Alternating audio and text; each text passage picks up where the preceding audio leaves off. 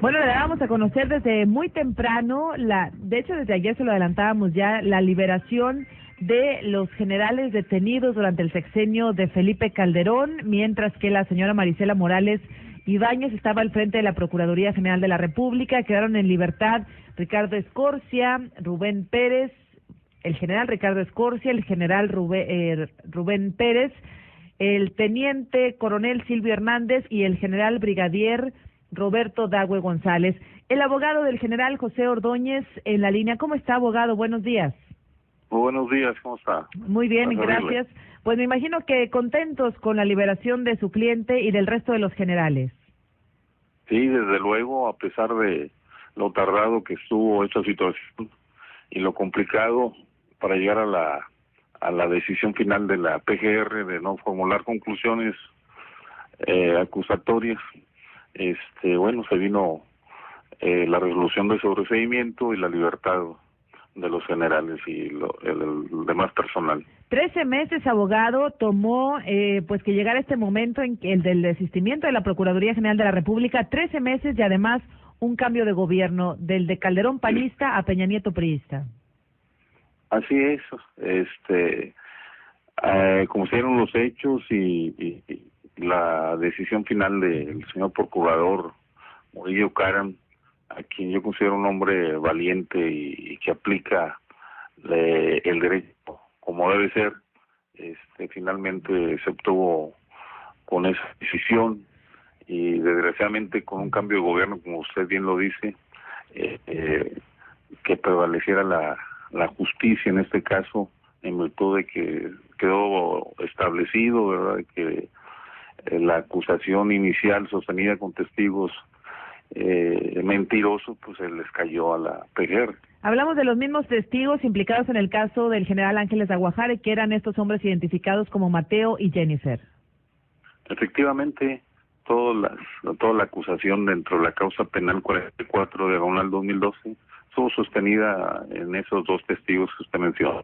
Oiga, abogado, fíjese que tuvimos la oportunidad en abril, el 17 de abril, lo recordábamos hace algunos momentos, de platicar a pocas horas de la liberación con el general Tomás Ángeles de Aguajare, una finísima persona que nos tomó la llamada muy temprano al otro día, y fue muy importante porque él se notaba muy emocionado respecto a su liberación, y además nos mencionaba que seguía sin entender, y creo que sigue sin entender el general Tomás Ángeles, qué fue lo que pasó en el sexenio de Calderón para que todas estas figuras respetadas del ejército mexicano estuvieran tras las rejas.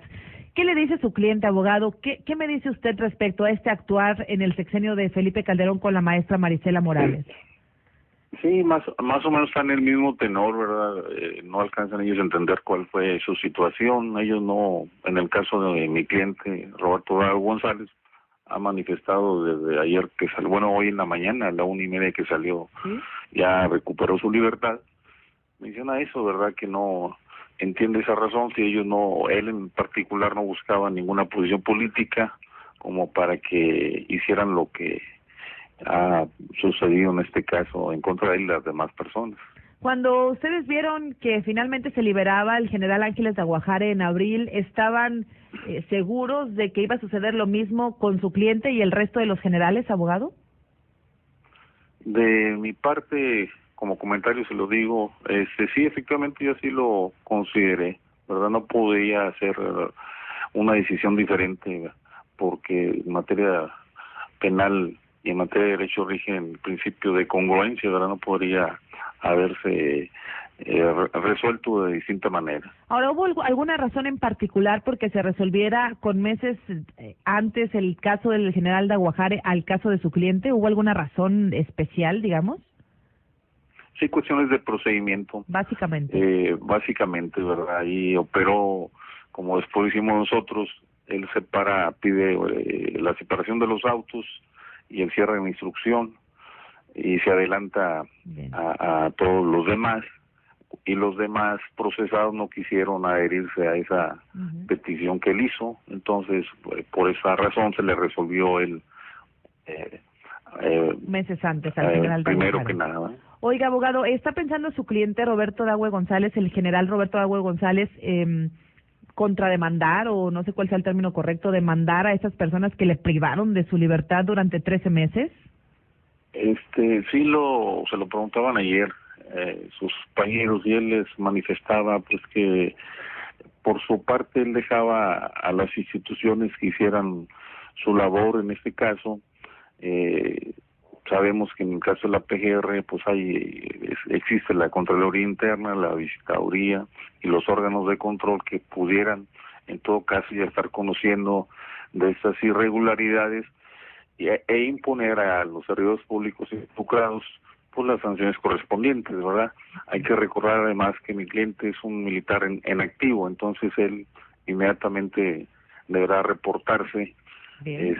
a la milicia, ¿verdad? Para continuar con su labor. Él se reincorpora entonces a las filas del ejército activamente. Efectivamente. Y entonces viene todo este asunto de, digamos, de que le paguen los salarios que no obtuvo durante los 13 meses, que le restituyan sus derechos, etcétera. Sí, todo eso tiene que suceder.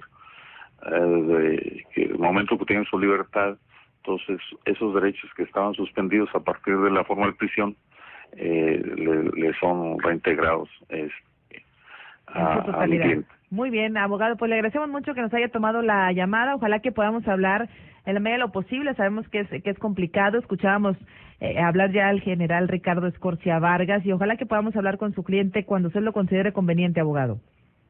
Claro que sí, estamos para servir. Muy amable, gracias. Buenos días.